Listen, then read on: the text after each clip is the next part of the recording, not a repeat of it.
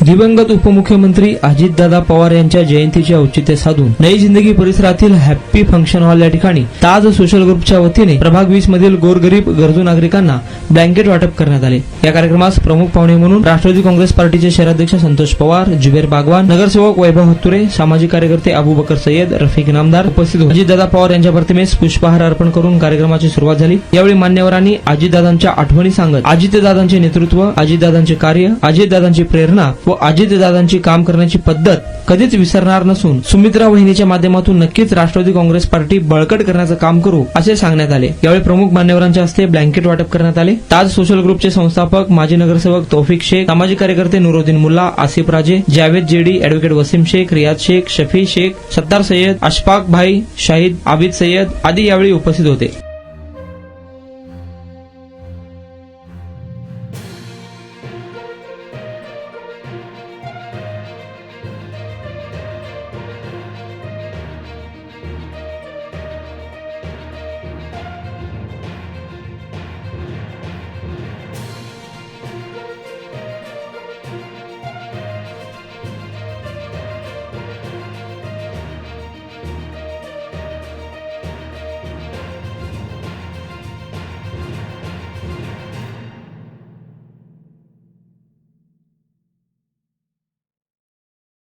सोलापूर शहर काँग्रेस पार्टीचे कार्याध्यक्ष नेते जुबेर बागवान,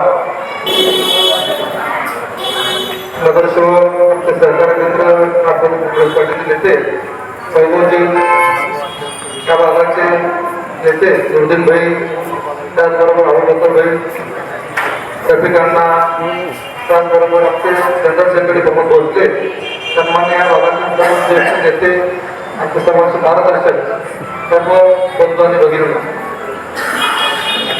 राज्यभरामध्ये आज एका स्वाभिमानी कणखर नेत्यांच्या जयंती साजरी होत आहे। गेल्या वर्षी आम्ही वाढदिवस साजरा केला या हॉलमध्ये आणि आज त्यांची जयंती साजरी करण्याची वेळ असणार ही दुर्दैवी वेळ आल्यामुळे आमच्या सर्व प्रत्येकाने गाठले अतिशय कणखर शब्दाचा पक्का म्हणून दादांची ओळख होती। अल्पसंख्याकांच्या पाठीमागं खंबीरपणे उभा राहणारा सत्यमाचा नेता कोण असेल तर ते अजितदादा होते। कुठल्याही प्रसंगी, कुठल्याही काका प्रसंग जरी आला सगळे सोडून त्याला उत्तर देणारे, अल्पसंख्याकांची बाजू करणारा चांगला नेता आपण महाराष्ट्राने गमावला। गेली 40 वर्ष त्यांनी राजकारणामध्ये सत्य आणि कठोर निर्णय घेताना त्यांनी कधीही भेदभाव केला नाही, कधी जातीवाद केला नाही। सर्व समाज घटकांना न्याय देण्यासाठी, अल्पसंख्याकांना न्याय देण्यासाठी, मागासवर्गीय समाजाला न्याय देण्यासाठी सगळे आतुरात प्रयत्न केले आणि आजही खंत नेता आपण आपल्यातून गेला त्याची खंत आणि त्याची आपल्याला उणीव निश्चितच पुढच्या अनेक वर्षापर्यंत आपल्याला भासणार आहे। आता दुर्दैवाने सांगितले की दादांचं असं झाल्यामुळं ते या भागामध्ये आपल्याला कामं करण्याकरता अडचणी पडते। आपल्या सर्वांना माहिती आहे दादांची सावली, आपल्या सर्वांची मावली या राज्याचे मुख्यमंत्री आहेत। निश्चितच वैद्य साहेबांच्या माध्यमातून आपण या भागाला विकास करण्याकरता व अल्पसंख्याकांना ताकद देण्याकरता वैद्य आपण त्या पद्धतीची एक तौफिकभाईच्या नेतृत्वामध्ये मीटिंग करतात। तौफिकभाई सर्वांना माहीत असेल की तौफिकभाई ज्यावेळेस दादांना भेटले त्याबरोबर अबू बकर होते, नुरुद्दीन भाई होते, रफिकांना होते। त्यांनी इलेक्शनच्या अगोदर सर्वांसाठी तिकीट फायनल झाल्याचं जावं बरोबर ते कधी शब्दाचे एवढे पक्के होते। त्याच्यानंतर कितीतरी घडामोडी राजकीय घडल्या परंतु त्यांनी सांगितलं होतं की हे सर्वांना शब्द दिला तर तिकीट पहिला नका देऊन टाक। सर्वात पहिला जर कोणाला तिकीटचे फॉर्म दिले असतील कोल्हापुरात तर करवायला दिले। त्याचा आपल्या जीव होता निश्चितच त्याच्यानंतर त्यांचं जे वारस म्हणून वैद्यसाहेब असतील, महादादा असतील, जयदादा असतील, ते राष्ट्रवादी चळवळ, लोकांना न्याय देण्याची चळवळ यापुढे देखील त्यांच्या नेतृत्वाखाली मी असेल, तौफिकभाई असतील, जुबेरभाई असेल, नुरुद्दीनभाई असतील, रफिकांना असतील, अबू बकर असतील, आम्ही सर्वजण एकाने प्रामाणिकपणे त्यांची चर्चा करून पुढे जाण्याचा प्रयत्न करू। आपण सर्वांना आज तौफिकभाई जसं दादांनी मायेचा बोलावा प्रत्येकाला कार्यक्रम दिला होता त्याच पद्धतीची माहिती आपल्या सरकारना गरजू लोकांना आज त्या निमित्तानं आज टोपीमध्ये दिली त्यांच्या कार्याचं कौतुक करतो. इलेक्शनमध्ये ते पडले आणले तरी सुद्धा मुख्यमंत्री स्वर्गीय अजित पवार साहब इनकी जयंती के निमित्त आज यहाँ पर जरूरतमंदों को बुजुर्ग रहेंगे, हमारे माँ बहने रहेंगे, उनको आज जो ठंडी के मौसम में चद्दर वाटप का प्रोग्राम है। प्रोग्राम में सोलापुर से राष्ट्रवादी पार्टी के अध्यक्ष आदरणीय संतोष पवार, फिर हमारे राष्ट्रीय कार्याध्यक्ष जुबेर भगवान और प्रभाग क्रमांक 25 के नगर सेवक वैभव हस्तुरे,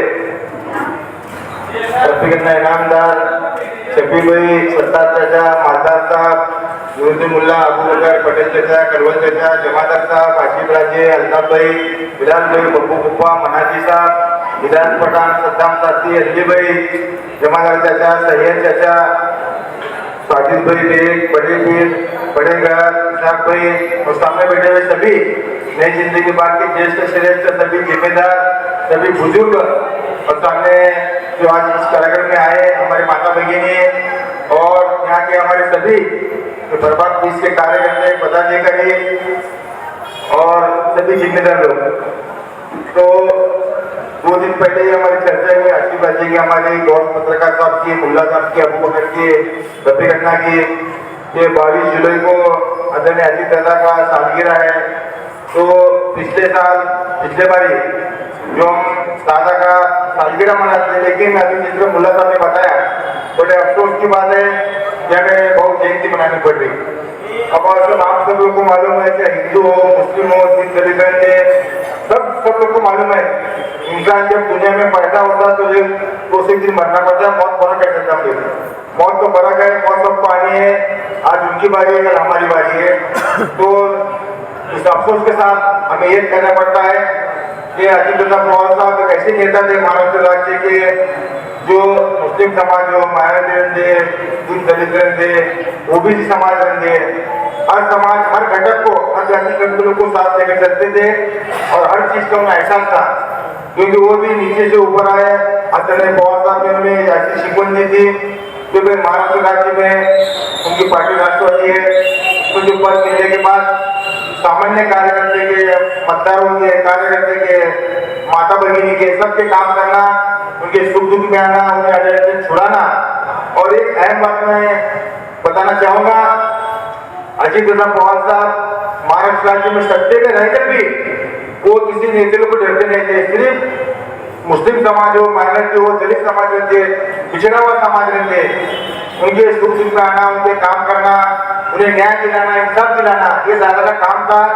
और इंशाल्लाह इस बात के मौके पर हमने ये सोचा कि अभी ठंडी का मौसम है तो हमारे यहाँ के जो जरूरतमंद है, क्योंकि गरीब लोग नहीं बोल सकते, हम जरूरतमंद जो लोगों को ठंडी के मौसम में दादा का जयंती के निमित्त लोगों को हमारी मदद होना, स्वाब मिलना, नेकी मिलना, ये हमारा मकसद। इसलिए हम आज ब्लैंकेट हो, चद्दर हो, वाटर का काम कर रहे हैं। और जितना कहता हूँ ज्यादा वक्त नहीं लूंगा।